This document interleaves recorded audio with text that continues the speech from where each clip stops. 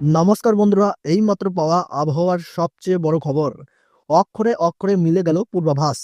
শনিবার সকাল থেকেই কলকাতা সহ দক্ষিণবঙ্গের একাধিক জায়গায় মেঘলা আকাশ, বৃষ্টিও হয়েছে বেশ কিছু জায়গায়। আবহাওয়া দপ্তর সূত্রে খবর, ঘূর্ণিঝড়ের পরোক্ষ প্রভাবে বাংলায় বৃষ্টি হচ্ছে। রাত বাড়লে বৃষ্টি বাড়তে পারে উপকূল এবং সংলগ্ন জেলাগুলিতে। আবহাওয়া দপ্তরের পূর্বাভাস অনুযায়ী আজ পূর্ব ও পশ্চিম মেদিনীপুর সহ উত্তর চব্বিশ পরগনা এবং দক্ষিণ চব্বিশ পরগনার বিভিন্ন এলাকায় বৃষ্টি চলতে পারে রাতভর। তবে কোথাও ভারী বৃষ্টির সম্ভাবনা নেই, হালকা থেকে মাঝারি বৃষ্টিতে ভিজবে। এরপর রবিবারও এই সব জেলাগুলিতে বৃষ্টির পূর্বাভাস।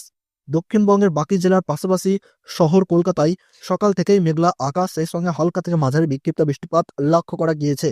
আবহাওয়া দপ্তর সূত্রে খবর, এদিন শহরে দুই একটি জায়গায় হালকা থেকে মাঝারি বৃষ্টি হতে পারে।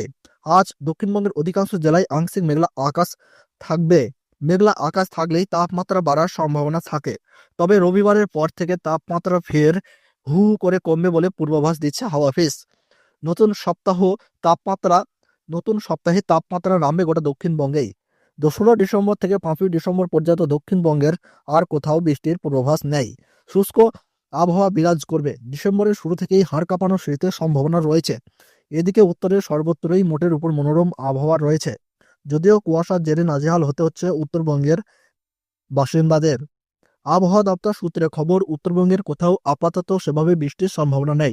পার্বত্য জেলাগুলির পাশাপাশি সমতলের জলপাইগুড়ি, উত্তর দিনাজপুর, মালদহ, কোচবিহারে সকালের দিকে কুয়াশার দাপট লক্ষ্য করা যাচ্ছে।